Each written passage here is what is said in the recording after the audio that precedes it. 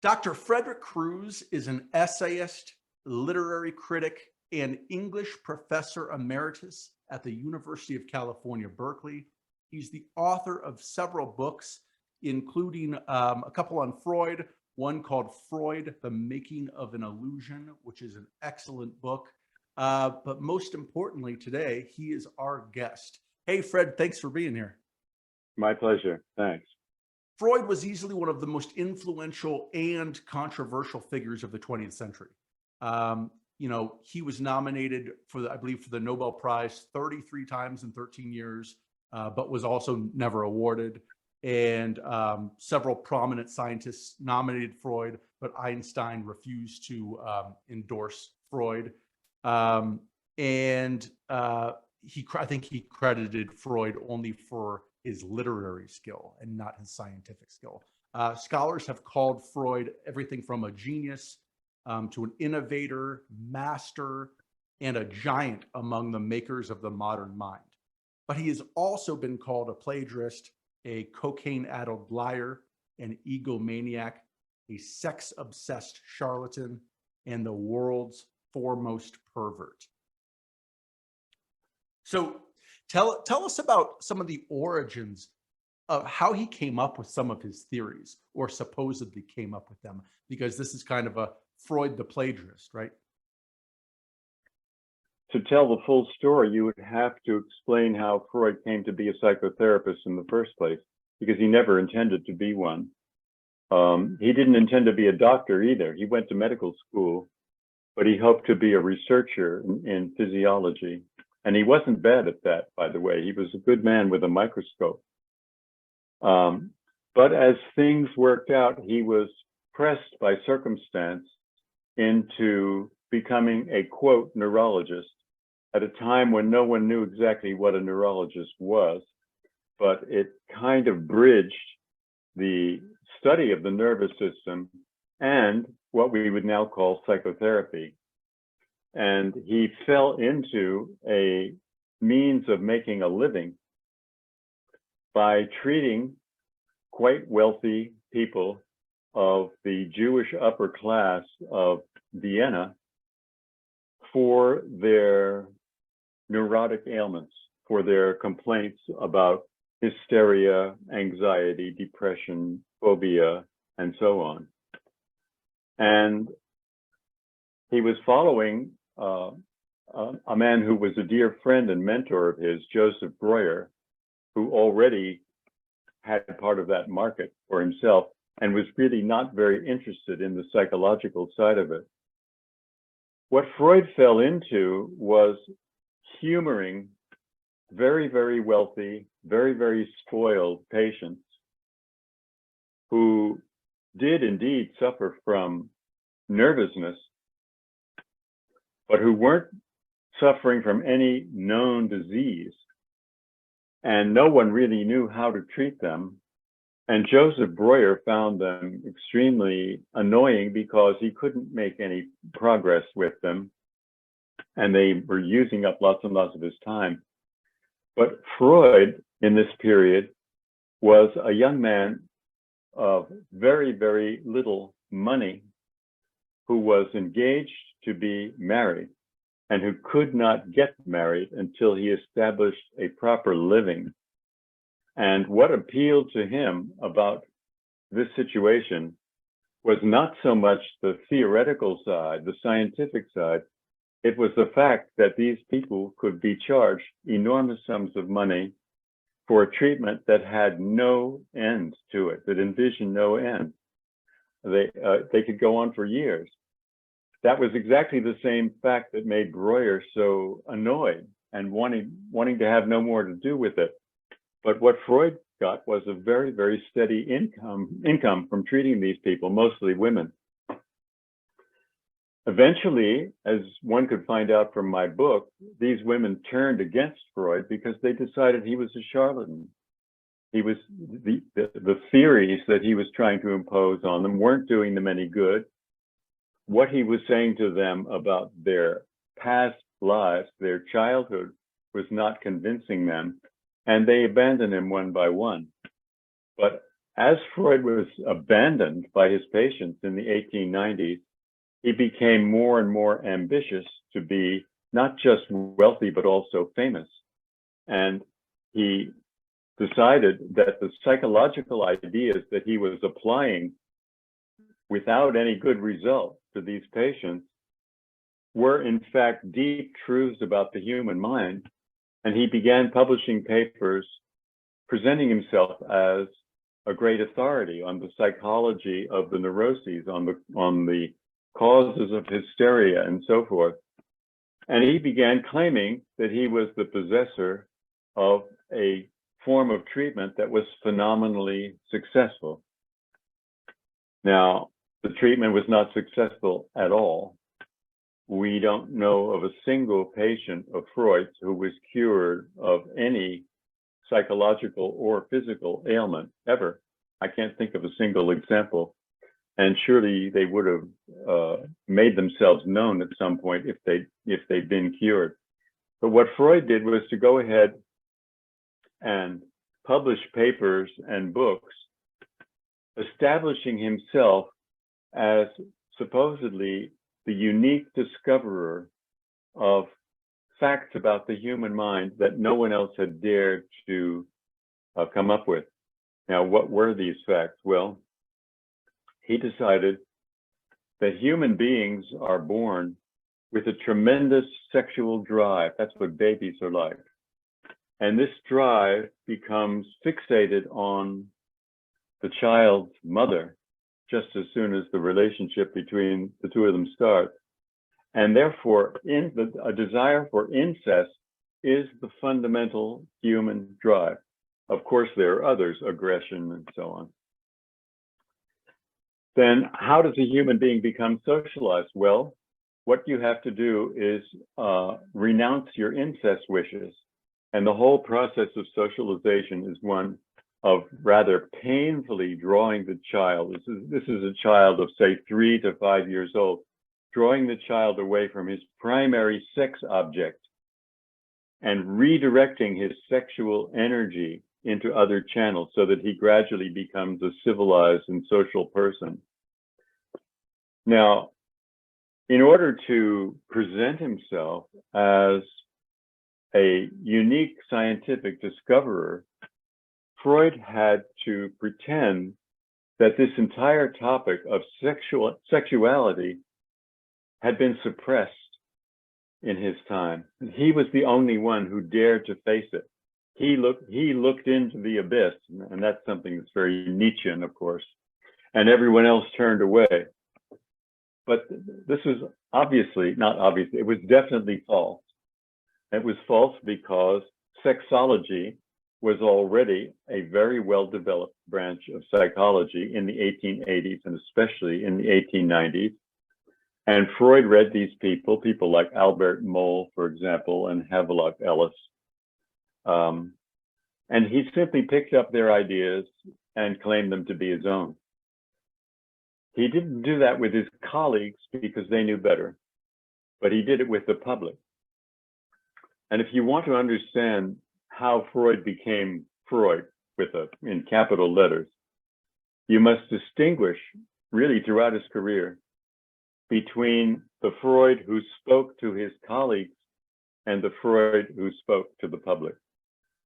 Freud became famous not by convincing his fellow scientists or doctors that he was the real thing. On the contrary, they all saw through him.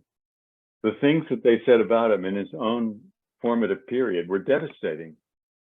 You know, Albert Moll said, if you read Freud's case histories, you see that the case histories are made up out of the theory. The theory isn't derived from the case histories.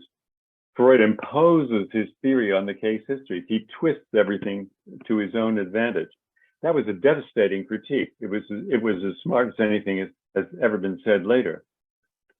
So if you look at what Freud said to the public, you find that he was looking over the heads of his colleagues and making himself into a kind of cultural hero who opposed the timidity of the Victorian mind and became the only person in human history who dared to see how deep and mysterious and frightening the whole theme of sexuality was. And it goes on and on from there. In short, Freud became a self-made hero of science, but he never practiced science, certainly not the science of psychology. The real science, the real discipline that he created was publicity, was the creation of a heroic image that could draw on people's emotions and make himself into a kind of scientific guru. He was superbly talented at that. Wasn't he influenced a lot by Nietzsche? And didn't he claim to never read Nietzsche, which is probably, I mean, just has to be untrue. Nietzsche was one of the most widely read people, I think, in Europe around the time where Freud was coming up. When Freud was an undergraduate at the University of Vienna in 1872, he joined a club called the Leseverein, the reading club. It was an undergraduate organization without any faculty supervision of very idealistic young men who really felt that the age they lived in was totally corrupt, and that they were the pioneers of a new vision that would unite all humanity. What were they reading? They were reading Nietzsche. And specifically, they were reading The Birth of Tragedy, Nietzsche's first work, which came out in that very year, 1872. And it was Nietzsche's tribute to Wagner. Nietzsche turned against Wagner later, but Nietzsche at that time regarded Wagner as the greatest human being and a great prophet and seer. And by the way, what Nietzsche called Wagner was the modern Oedipus. And I actually have a passage that I can find where Nietzsche talks about, Oedipus. Nietzsche says, Oedipus, murderer of his father, husband of his mother, Oedipus, the solver of the Sphinx's riddle. How else could nature be forced to reveal its secrets other than by victorious resistance to her, i.e. by some unnatural event? The unnatural event was incest. This is the ultimate origin of Freud's obsession with incest. Which you call the Oedipus complex. Yeah, but it wasn't until about 1896 that Freud decided that the Oedipus complex was something that was possibly universal, that he felt within himself, and that perhaps it applied to everyone. And it wasn't until about 1905 that he really made it the center of his doctrine. But what you see there in 1872 is Freud reading Nietzsche as an undergraduate in college and coming across the Oedipus, who is both the great solver of puzzles for mankind and a committer of incest. So this is of the utmost significance for Freud's later life. I could explain why. It all has to do with his sister-in-law, whom he regarded as an incestuous sexual object. And Freud, apparently, this is not absolutely certain knowledge, but Freud apparently compared himself to Oedipus in the following way. He and Oedipus both defied the incest taboo, but he would get away with it and Oedipus did not.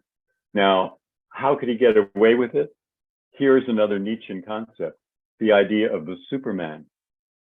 Freud was fascinated with Nietzsche's later idea of the Superman, the man who is not bound by the ethical rules that apply to everyone else. And in his letters to his friend Fliess, he wrote about the Nietzschean Superman. One more thing about Nietzsche. In February of 1900, Freud wrote to Fliess that he had just purchased the complete set of all of Nietzsche's works. And he said, in reading these works, in other words, the ones that he hadn't read yet, I hope to find words for what is deepest in me. So yes, Freud's relation to Nietzsche was profound and highly formative. What did he have to say about it to the public? I haven't read Nietzsche. If Nietzsche's ideas are like mine, well, that's just an interesting coincidence. Freud's often credited with the discovery of the unconscious. I think it was Time magazine put him up with Darwin and Einstein, the greatest discoverers. So Freud by no means invented the unconscious. What he did was to insert himself into a climate of opinion in the 1880s and 1890s in which ideas of unconscious mental forces were being discussed throughout Europe. There was absolutely nothing new about it. And what he did was to say that in my therapeutic work, I have found out exactly how the unconscious works. Now, there was another thinker at the time named Pierre Janet, Janet, who had studied with Charcot in Paris, just as Freud had done in 1885, 86, and was an extraordinarily brilliant young psychologist who'd written a dissertation that was so impressive that it went into print as a book immediately. And Janet called his system of thought analyse psychologique, which simply translates to psychoanalysis. Freud's term psychoanalysis was itself a plagiarism of Janet. And furthermore, Freud's ideas were very close to Janet. They weren't exactly the same, but they were close. And Janet came first. And it was when Janet's thesis became a book, and Janet became himself an authoritative figure in the Salpêtrière hospital where Charcot had been, and was becoming kind of overnight the most famous psychologist in Europe. It was at that point that Freud persuaded his mentor, Breuer, to come out with a book called Studies on Hysteria, claiming that Breuer and Freud together had discovered how the unconscious worked. And furthermore, that it had been done by Breuer in 1882 before Janet. So what Freud and Breuer did at the beginning of Freud's official psychological career was to claim to have beaten Janet to the punch in discovering the mechanisms of the unconscious, because Freud gets it all from Breuer, who came before Janet. And all of this was a desperate attempt on Freud's part to prevent a situation in which he would be completely left behind by Janet, who was the darling of the psychological world at the time. And if you study Freud's whole career, you'll find that this is what he did over and over again. What Freud did was to sidle up to a thinker who was admired at the time, often flatter that thinker. For example, he offered to translate Charcot. He offered to translate Hippolyte Bernheim in France, and both of those offers were accepted. Freud became the translator of these prominent psychological thinkers, and then to undermine them, to say, well, their ideas aren't really right after all, but I am better. So Freud is a guy who stands on the shoulders of other people and then pushes them out of the way. That's what he did over and over again throughout the career in which he fashioned the basic elements of psychoanalysis. You mentioned earlier about Freud never actually curing a patient. We might get to Wolfman if we can later. Apparently his most famous cure, who turned out to not be a cure at all. Didn't Freud write a letter he had all these personal letters to one of his friends, I think was Fleece, where he admitted that he had claimed that he cured like 18 women of hysteria, but he really wasn't able to? Here's Freud in 1896 telling his best friend that not only has he not cured a single patient, he said, I have not completed a single treatment. Not completed a single treatment. This was so shocking to the Freud establishment when these letters came out that the Freudians who edited his letters to police decided to doctor this passage and change what it said. Whereas Freud had written, I have not cured anyone. They changed it to say, my self-analysis is not yet complete. But that's not at all what Freud had said. So yeah, what you're pointing to is one passage in which we arrive at a contradiction between Freud's claims in his written papers and what he said to the public.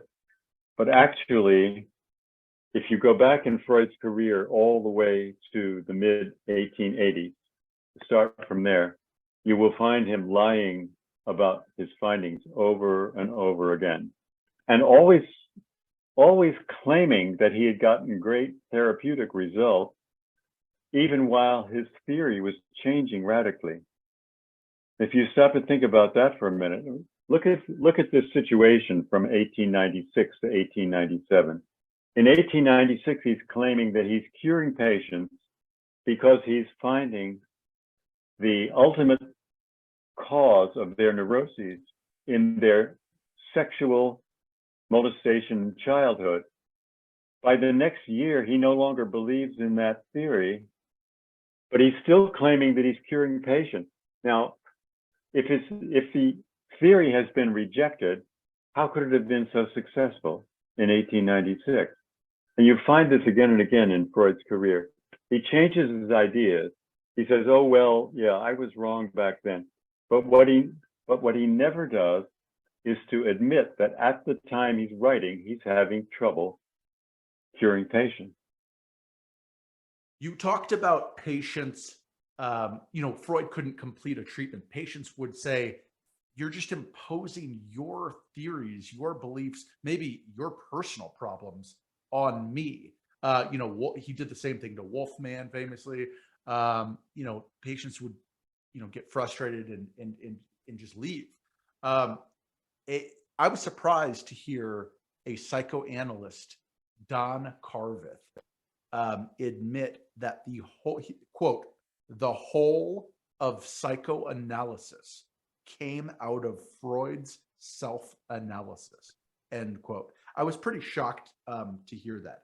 And I wanted to ask you, is the only, quote, evidence that Freud ever gave for the Oedipus complex his quote where he says, I found in myself a constant love for my mother and jealousy of my father. I now consider this to be a universal event in early childhood. Well, that's not a statement that he made to the public. That's a statement that he made to Wilhelm Fliess, probably in 1897. This was indeed the period of Freud's so-called self-analysis.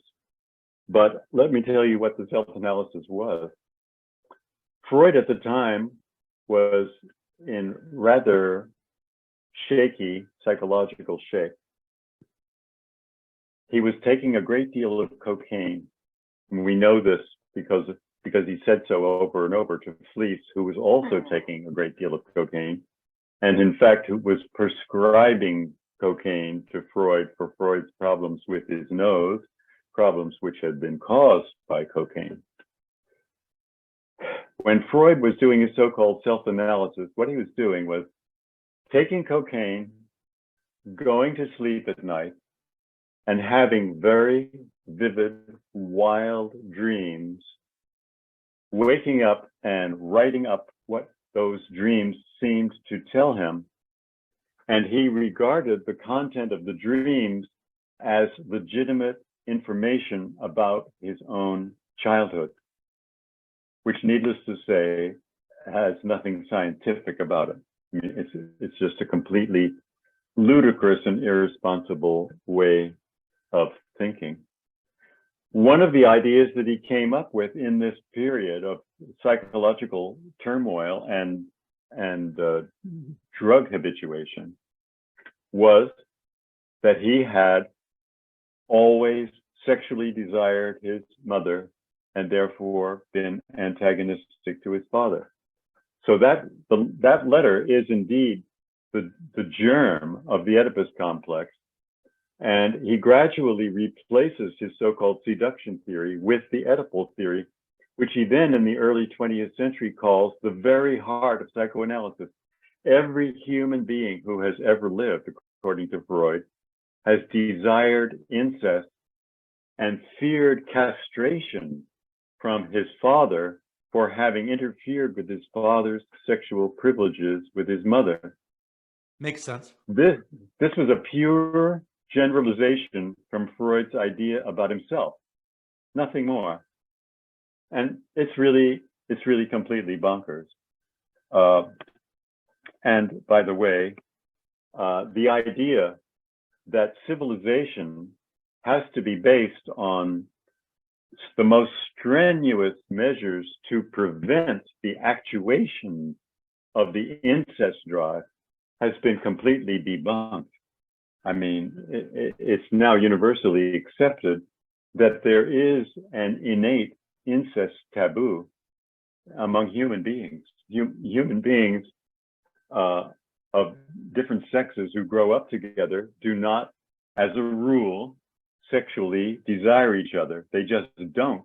And it's not because there's some tremendous force of suppression of their desire for it. It's because the desire simply isn't there or is easily extinguished.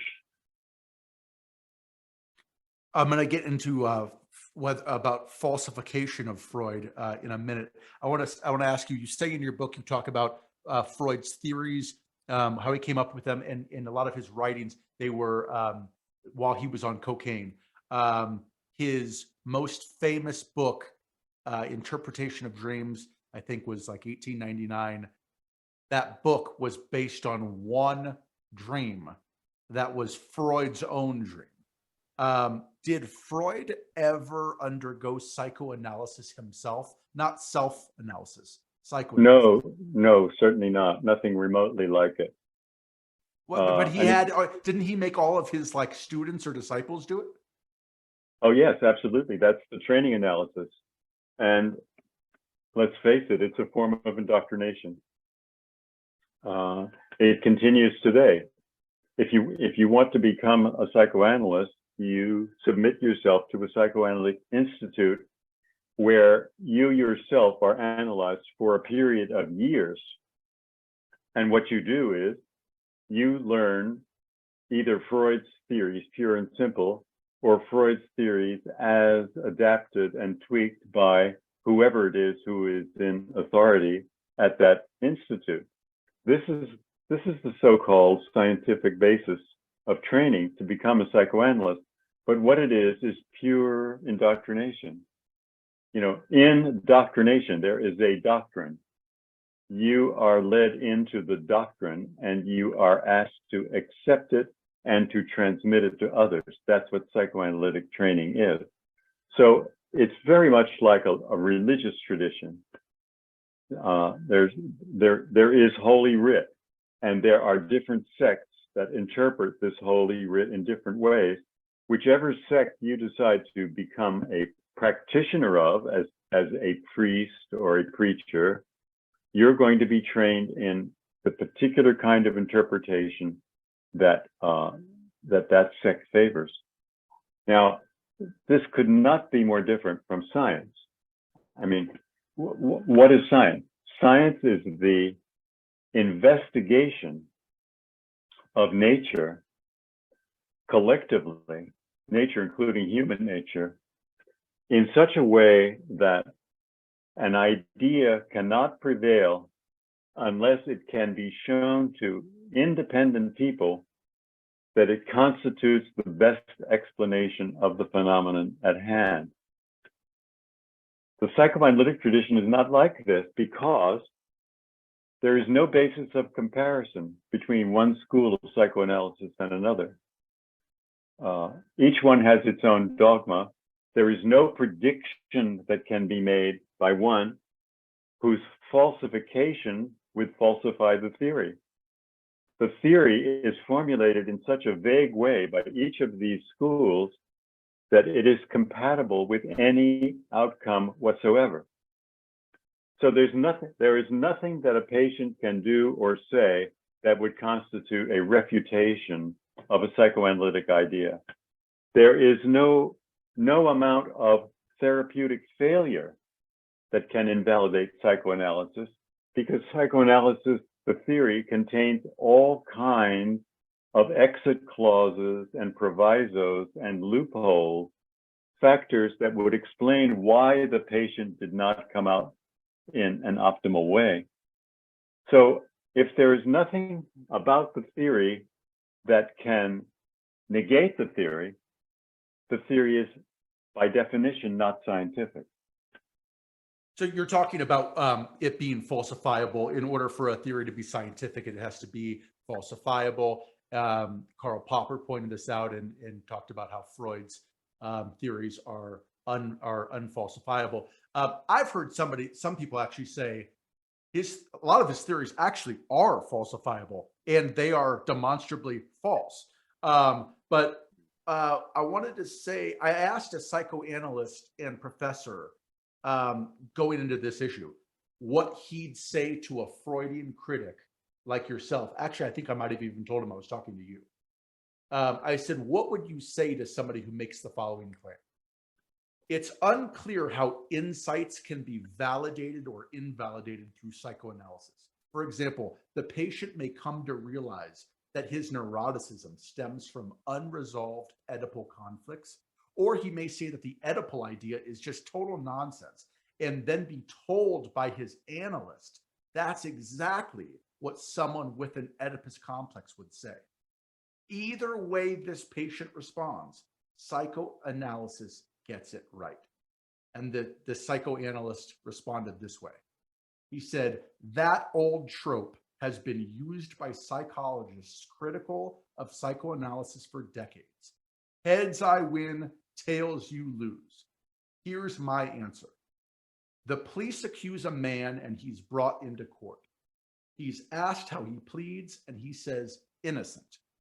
Does the judge then say, oh, I see, well then let's all go home? No, a trial begins in which evidence is presented and weighed. Is this hard science? No, but it's rational. Well, what's truly irrational is this. If you ask a person a question and he responds with an analogy, then he's not answering your question, is he? The question you asked is not about the police. It's not about a trial. The question you asked is about heads I win, tails you lose in psychoanalytic reasoning. Has your guy answered the question? No, he's changed the subject. He's now talking about the police and trials. So he's not addressed your question at all. And I would say, why hasn't he addressed your question? The answer is that he couldn't possibly give a reassuring answer to your question. Heads I win, tails you lose is exactly the Freudian mentality. It's what Freud means with his mechanisms of defense. For example, denial. If a psychoanalyst is told something by a patient that does not conform to the psychoanalyst's expectation, the psychoanalyst can simply say, you see, you're denying the opposite. The opposite is what I believe, but you're denying it. So I'm still right. Freud with his mechanisms of defense, and Freud with his symbolism with which he peoples the world and then appeals to it as evidence, Freud is changing the basic ground rules of investigation, of rational investigation.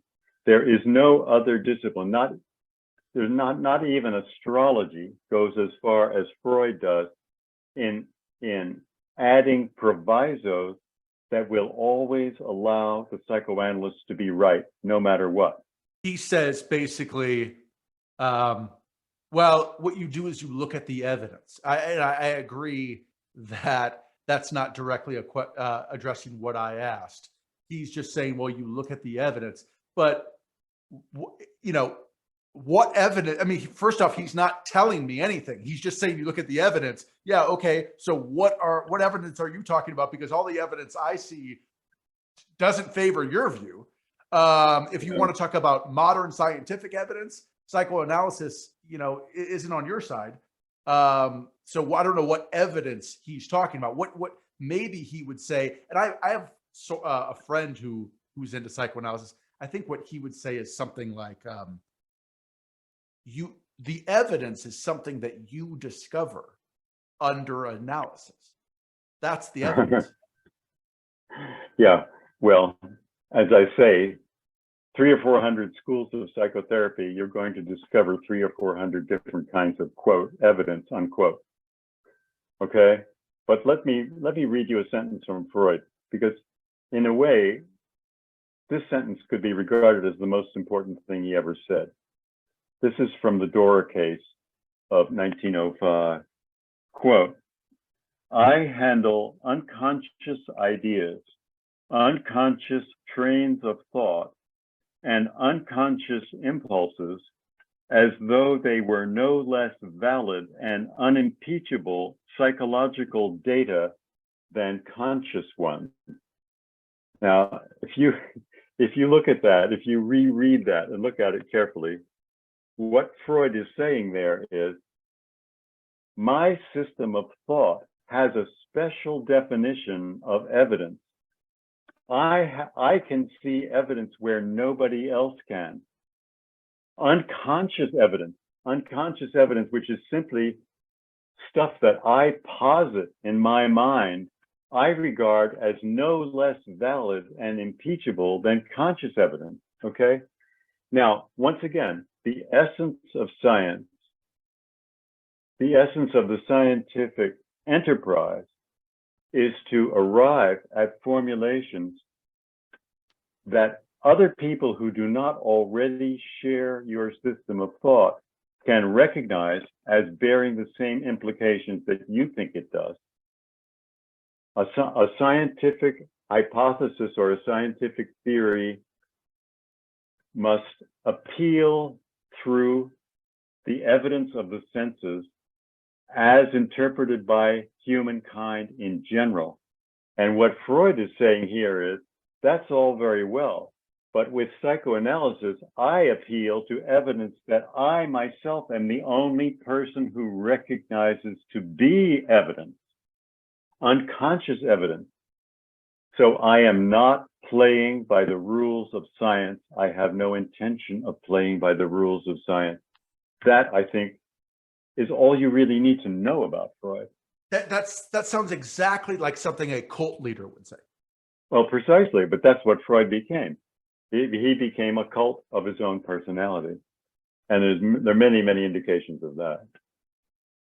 What do you say to people, to Freudians, who agree with you that Freud was a liar, not a good person? So let me back up for a second.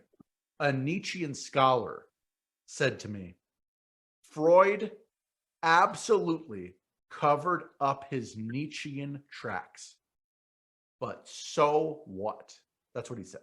He said Freud was a genius, but so what that he lied about that. So what do you say to somebody who goes, yeah, look, Freud was a liar. He wasn't a very good person. He was greedy. He was this, he was selfish. But what matters is what he discovered. You're making these ad hominem attacks. You're attacking the person. We should be evaluating his ideas. This man, discovered something. His theories have changed the world. That's what matters. Did he lie about discovering cocaine's anesthetic properties? Fine. Was he wrong when he said cocaine isn't addictive? Okay. What about when he gave his friend and patient cocaine to cure the guy's morphine addiction? And then the guy got doubly addicted. All right, he wasn't a great doctor. So what if he slept with his wife's sister? I agree with you, Fred. But what's this have to do with this man's genius and what he contributed and what he gave us? It has absolutely nothing to do with it. The only proper way to analyze psychoanalysis is to look at its claims and ask yourself, what is the evidence for them? Is this evidence solid? Was it acquired in a way that we can reconstruct the way, let's say, the discovery of the tuberculous bacilla was made? Can we who are not Freudians look at Freud's career and find a point at which he actually does discover something and show to the general sense of humankind that indeed this is an actual discovery rather than a kind of personal tweaking of somebody else's discovery or somebody else's error? Everything you said about Freud's personal defects is true, but the fact that one can run through a list of Freud's defects does not mean that, oh, now we can just say the rest of Freud's must be fine. No. If you're interested in the validity or invalidity of psychoanalysis, you put aside all of that stuff about cocaine, all of the lying, all of the plagiarism, all of the personal misbehavior, and you just say, what are the claims and on what solid basis available to others do these claims rest? And the answer is, it's not there. And don't take it from me. What you want to do is to look at the community of people who actually do respectable research in psychology. Look at the university psychology department. Read the books that are coming out about the human mind now. Do you find anyone reasserting one of Freud's claims? You really don't. Do you find Freud being taught as a psychological authority in psychology departments? No. The only time you'll find Freud taught in colleges, good colleges, is as part of the history of psychology as an emerging discipline. But this is a discipline which got over Freud a long time ago. And the whole climate of scientific opinion about Freud started to change very radically in the 1970s. And by now, among psychologists, there's really nothing left of Freud. It's not up to you or me to say so. And it has nothing to do with his personality. Even among the many schools nowadays of psychoanalysis, Freud doesn't play a major role as far as I'm aware. They kind of worship him in a way, but I mean, a lot of his theories are no longer around. That guy Don Carft I had mentioned earlier, he had said that the defense mechanisms were probably Freud's biggest contribution to humanity. It seemed, I don't want to go through each defense mechanism and talk about how valid they seem. It seems hard to deny that something like projection exists, or like when, I don't remember which one the defense mechanism it is, where Shakespeare says like doth protest too much. Denial. I've been in a lot of situations where I'm thinking to myself, man, this guy's really protesting a lot about this thing. Makes me, and if Nietzsche, and maybe Nietzsche did come up with these ideas, but if Nietzsche would have said something like about projection or about denial, I would go, man, this guy was so perceptive. Should we say the same about Freud, or is your problem with this just the scientific part? Like, can you prove to me that projection exists? Like, what if it was just like a philosopher saying it? Would you go, yeah, you know what? That seems to match my experience. Well, I think projection and denial do indeed make the best case for a reconciliation between Freudianism and common sense. I think we all feel that. But here's the problem. Freud never specifies the circumstances under which it is proper to invoke projection or denial. He never tells his fellow therapists or his fellow scientists how we know when to say that a given statement really means the opposite of what it seems to say, okay? If you do not specify the conditions under which these mechanisms apply, all they amount to is a free pass for you as an interpreter to invoke them whenever you please. And this is exactly what has happened in the history of psychoanalysis. This is why the psychoanalyst can never hear anything that makes him or her feel that a mistake has been made. Because if you have in your armamentarium of concepts the ideas of projection and denial, and you don't believe that the patient is saying what you want the patient to be saying, then you come up with this mechanism and you say, you see, the fact that you're saying that means the opposite, okay? This is a license. This is a free lunch. This is a privilege that the interpreter grants to him or herself. And so even though the phenomenon may exist in nature, it may be that people who harbor a certain impulse go out of their way to deny that. I think we tend to see that, for example, in a lot of people who are homophobic. Sometimes they turn out to have homosexual feelings that they have been trying to suppress.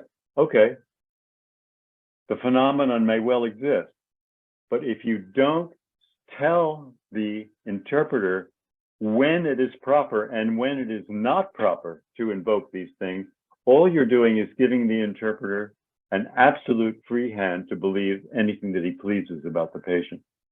And that's what happens in psychoanalysis. The analyst is always right. If you're always right, you're never right. Yeah, that reminds me of, I don't know if this guy said this about Freud, but he was talking about the falsification, and he said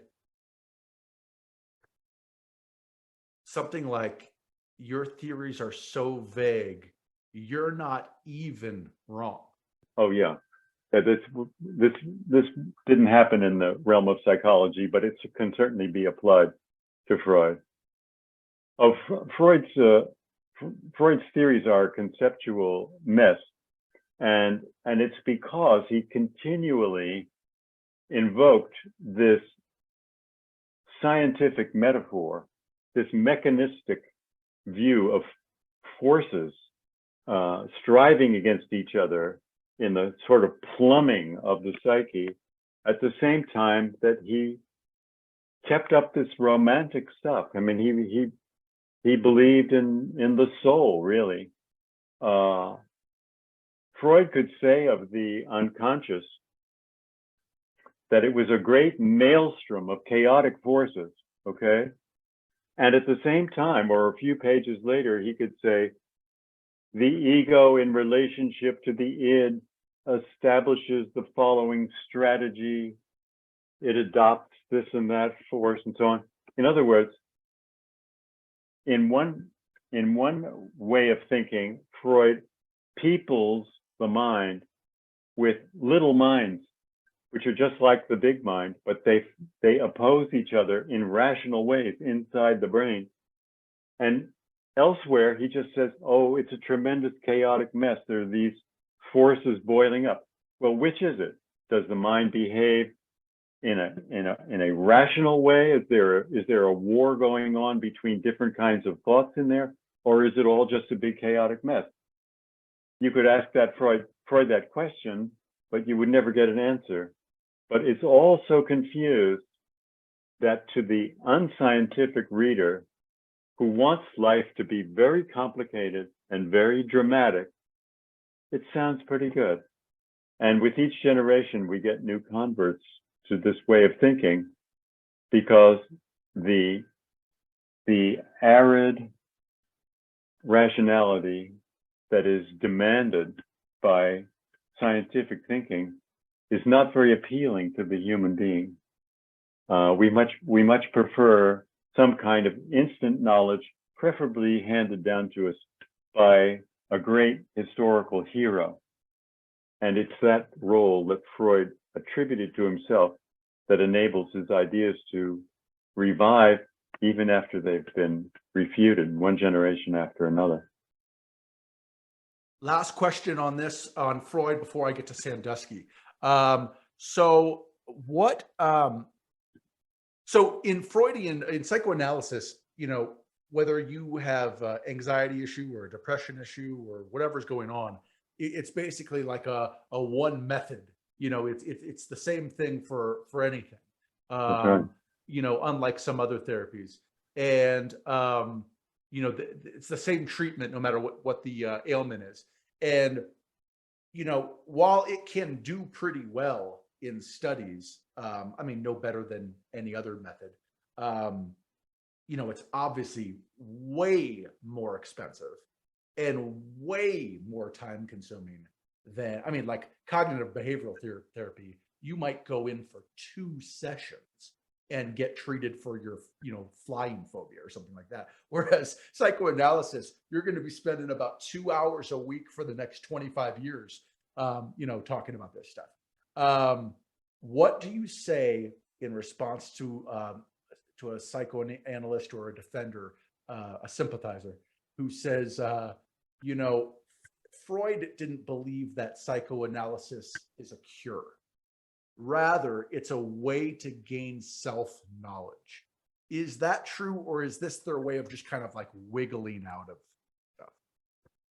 Well, I think Freud actually understood that psychoanalysis was not a cure, but he claimed that it was.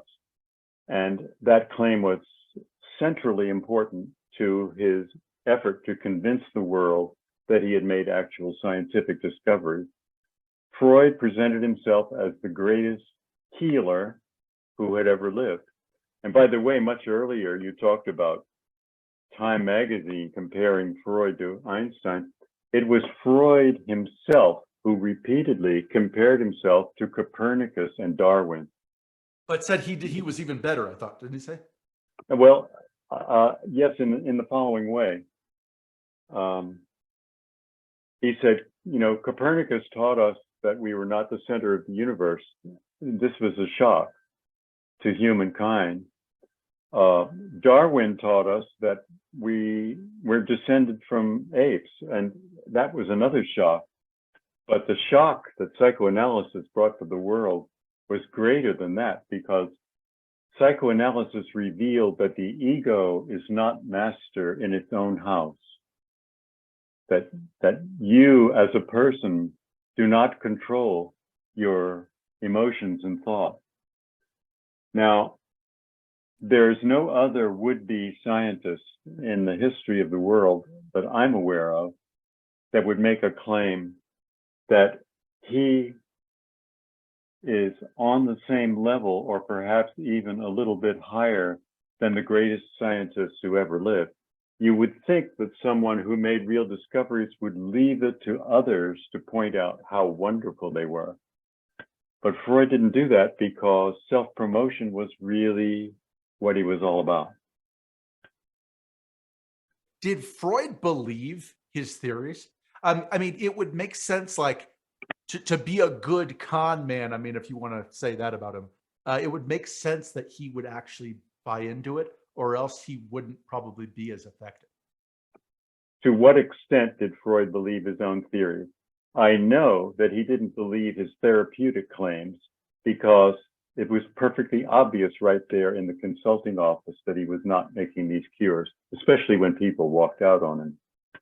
But I think that with one part of his mind, Freud probably believed that even though he was not getting the results that he claimed before the public, the ideas should have been working. They were great ideas. and he would sell them to the public in order to buy time for the perfection of his investigation. In other words, it's quite possible that Freud really thought that he had made major discoveries. What's not possible to maintain, if you look at the record, is that he believed that his therapy had validated these discoveries. Okay, you had talked earlier about the recovery movement, which is about, like, you know, repressed memory. You don't remember that this terrible event happened to you, and through therapy and often hypnosis, you know, this thing will come out. So this brings us to the Sandusky case. Penn State football, highly prestigious program, very winning record program. Joe Paterno had been the coach for many years, and there was a statue of him in front of the school, and Jerry Sandusky was his assistant coach, longtime coach. He's accused of molesting lots of boys, hundreds of times. I believe 8 of them or so testified at trial. You had a younger kind of assistant coach. I don't remember if he was like 25, walked in a locker room one point and hears slapping. And that supposedly is Jerry, raping a young boy. So I just want to catch people up if they didn't know that story. That's the story. That man who heard the slapping reports it to Joe Paterno. Paterno apparently reports it to a chancellor. Nothing ever happens with the case. Eventually, when the police do get wind of it, Paterno has to resign. He dies shortly after. His whole legacy's ruined. Statue comes down. Sandusky gets like 30 to 60 years in prison. Now that I've caught people up, now you take it from there. Where to begin? Let's just talk about recovered memory. Yeah, just stick to the Freudian parts if you want. Okay. The 8 young men who testified against Sandusky in June of 2012 had never complained to anyone that they had been sexually molested. They had never told their parents. They had never told religious figures. They had never told their friends. They had never told each other because they were acquainted. Some of them were acquainted with each other. They hadn't recalled ever having been molested by Sandusky. Furthermore, at least 4 of them turned out to be very good friends of the Sandusky family, not only at the time Sandusky was mentoring them as little boys of age 12 or so, but all the way into manhood, all the way into the very period when Sandusky was indicted for having molested them. And you have to ask yourself, if these kids were raped, and some of them accused Sandusky of multiple rape, why did they stay friends with him? Why did they seem to want to cultivate his company? That doesn't sound like behavior of a rape victim. Okay. These kids never complained to the police that they had been molested. But in a couple of cases, and especially in one crucial case, the only kid who actually wanted his name to be generally known, Aames Fisher, it was his mother who suspected that Jerry Sandusky was kind of creepy in his relations with the kid, with Fisher. And she said to him, is there something sexual going on with Sandusky and you? And Aames Fisher said, oh, no. But he seems to be kind of a creep to me. And his mother was not happy with that. So she persisted. She took him to see social workers. She inquired at the school. Then she went to the police. She went to a psychotherapist. And the psychotherapist, whose name was Mike Gillum, was a recovered memory psychotherapist. And what happened to Aames Fisher was that for 3 years, a psychotherapist who was convinced on theoretical grounds that Aaron Fisher's psychological troubles must have resulted from molestation by Sandusky, Gillam subjected Fisher to intensive daily psychotherapy, and he followed him around in the rest of his life, and he attended the hearings in which the police interrogated Fisher as well. By the end of that period, Aaron Fisher was convinced that he had been exchanging sexual favors of oral sex with Sandusky over and over again, maybe as much as 100 times. And yet at the beginning, he had remembered nothing about it at all, okay? So how could this happen? It could only happen because of psychological repression, if it did happen. And a particular form of psychological repression, if you are subjected to oral sex 100 times and you don't remember any of those 100 times, it means that you have repressed each and every one. Every time you repress one of them, you also repress all of the previous ones. And this is what sarcastic psychological authorities have called robust repression. Robust repression, whereby any number of traumas can happen to you and you won't remember any of them. Now, what the police did in the Sandusky case was to take Aaron Fisher after his subjection to this recovered memory psychotherapy and then to recruit other young men who might be willing to say that Sandusky had molested them, even though they themselves had no memory of it whatsoever.